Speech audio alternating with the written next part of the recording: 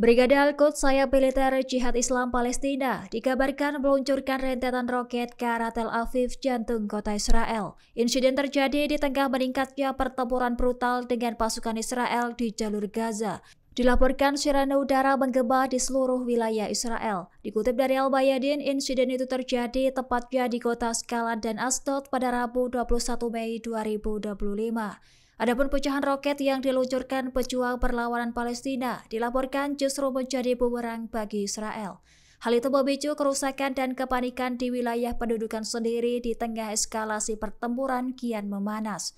Media Israel melaporkan 3 roket ditembakkan dari Gaza Utara. Tembakan itu menargetkan rampur Zionis yang berada di sepanjang pagar pembatas di utara jalur Gaza. Pada hari yang sama, Brigade Al-Qassam sayap militer Hamas dilaporkan melakukan serangan maut menargetkan pasukan Zionis. Akibatnya, bangunan di Israel hancur parah disertai susulan gempuran dari perlawanan Palestina lainnya. Sementara itu, Brigade Al-Quds mengklaim serangan itu sebagai respon terhadap pembantaian warga Palestina. Serangan ini terjadi hanya beberapa jam setelah pasukan Israel mengumumkan tewasnya seorang sersan 1 di Khan Yunis, Gaza Selatan.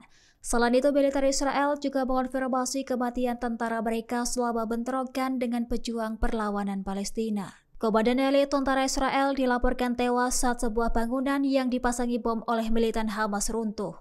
Insiden ini menandai kematian dari komandan militer Israel sejak ofensif besar-besaran yang diluncurkan akhir pekan lalu. Dikutip dari The Times of Israel, insiden itu terjadi di Gaza Selatan pada Rabu 21 Mei 2025.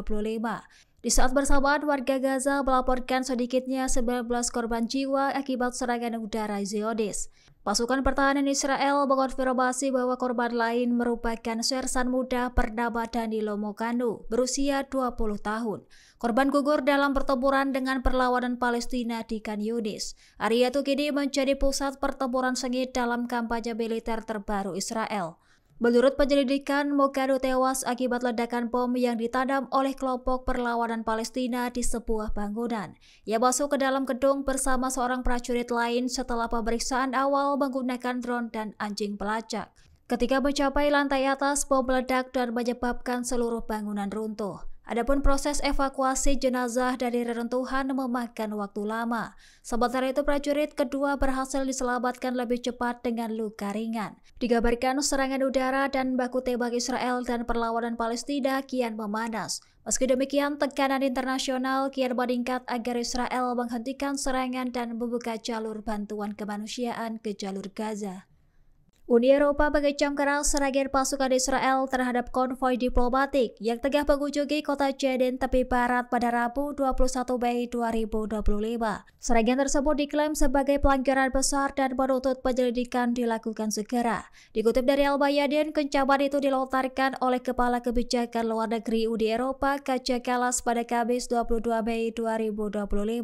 Menurutnya, kunjungan itu dikoordinasikan dengan otoritas Israel. Serangan itu menjasar rombongan berisi sekira 30 duta besar dan konsul dari negara-negara Arab dan Eropa. Mereka tengah melakukan kunjungan kenegaraan untuk menilai kondisi kemanusiaan di wilayah yang sering menjadi target serangan militer Israel. Sementara itu, Belgia dan Prancis menyatakan kemarahannya dan menuntut pertanggungjawaban.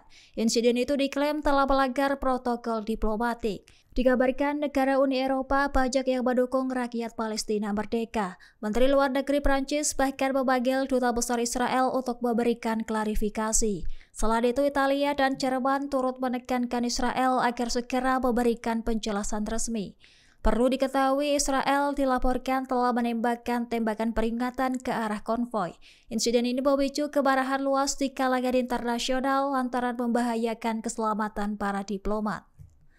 Download Tribun X sekarang, menghadirkan lokal menjadi Indonesia.